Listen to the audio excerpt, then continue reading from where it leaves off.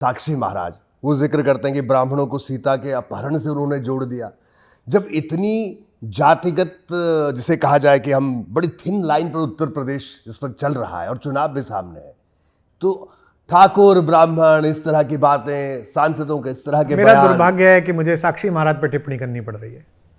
दुर्भाग्य? मेरा दुर्भाग्य साक्षी महाराज जैसे लोग जो कभी समाजवादी पार्टी में थे, फिर दूसरी पार्टी में चले गए, मंदिर आंदोलन को कुछ और बोलते थे, ये सब लोग कौन हैं?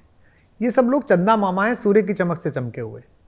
नरेंद्र मोदी जी का चेहरा ना हो और भाजपा का चुनाव चिन्ह ना हो, उसके बाद ये लड़ लें, बताएं क्या है?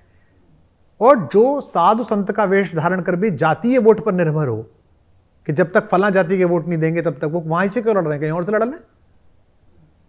क्या प्रचंड मूर्खताएं की बात है कि ब्राह्मण जो है वो सीता का अपहरण करने लगे। किस ब्राह्मण ने कहा कि रावण ब्राह्मण है? रावण असुर था, असुर है। रावण को हर साल हर रामलीला में, भारत की हर रामलीला में उसमें आग लगाने वाला उस पुजारी, वहां का पुजारी होता है, वही चलाता है। ब्राह्मण ने कभी इस बात का भेष नहीं करा कि कृष्ण जो है वो अहीर हैं। कृष्ण भगवान है, परात्पर ब्रह्म है, मेरे देवताएं हैं। कभी नहीं कहा उसने कि राम क्षत्रिय हैं, राम मेरे देवताएं हैं। अगर ऐसा होता तो परशुराम की पूजा करता सब ज्यादा राम ब्राह्मण, सब ज्यादा मंदिर परशुराम के मिलते। लेकिन उन्होंने पूर्णावतार कृष्ण को माना, राम जी की मर्यादा के प्रति, परशुराम जी के प्रति भी उनका आदर है, उन्हें भी हम स्मरण ही करते हैं। तो ये तो ऐसी बातें कहना तो दूसरे पक्ष को मजबूत करने जैसा है। अपनी एक छोटी सी लोकप्रियता के लिए आप ये बेवकूफी की बात कर रहे हैं। जैसे तैसे देखिए नरेंद्र मोदी का क्या योगदान है भारतीय राजनीति में। 14 में उनके चुनाव से पहले भारतीय जनता पार्टी बाबू साहबों की पार्टी थी जी, ब्राह्मण बनियों की पार्टी थी, थोड़े से राजपूत आते थे। जब उन्होंने कहा मैं अच्छी पिछड़ा वर्ग से आता हूं, मैं पिछड़ा हूं, इसलिए मुझ पर हमला हो रहा है, तो पिछड़ों ने भरोसा करा उन पर, करे अच्छा अपना आदमी है, चलो हमारी बात समझेगा। और प्रधानमंत्री की सारी योजनाएं आप देखिएगा पिछले 10-12 वर्षों में, वो दलितों, वंचितों, पिछड़ों के चारों तरफ चली। उनके घर पे चूल्हा जाए, उनके घर पे शौचालय बने, प्रधानमंत्री आवास दे दो उन्हें, है ना, ये चली। बाकी क्षेत्र में काम किया, लेकिन इसकी तरफ उनका ध्यान बार बार रहा। तो उन्होंने जिस प्लैंक को लाकर आपकी पार्टी की लाइन से जोड़ा, आप ऐसी बातें करके तो पूरा मामला बिगाड़ दे रहे हैं। तो ये लोग बेसिकली भार हैं, ये जिस दल में हैं वहां भार हैं। ये ऐसे दुर्भाग्य है कि इनका कोई अनुशासन नहीं है। मुझे दुख इस बात का नहीं है कि उस व्यक्ति ने ऐसी बात कही, ये मेरे दुख का विषय नहीं है।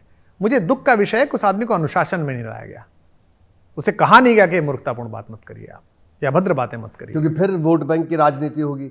जाहिर सी बात है, यही वजह है। कुमार भाई आप बताइए मुझे, यूजीसी का विवाद सामने आया, यूपी में ठाकुर ब्राह्मण खुल के बात हो रही है, सब एक वर्ग है वो कह रहे हैं सब ब्राह्मणों पर अत्याचार हो रहे हैं। देखिए ब्राह्मणों का समस्या क्या है कि तो है क्या ये आखिर ब्राह्मण अपीजमेंट की वोट बैंक नहीं है।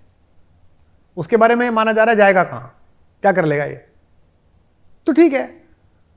उसकी लीडरशिप जो है वो ऐसी है कि ठीक है जी, अब क्या करें, हम हैं बस प्रतीक शास्त्र के रूप में बैठे हुए हैं। तो इसी तो हिम्मत होगी साक्षी महाराज की बात कहने की।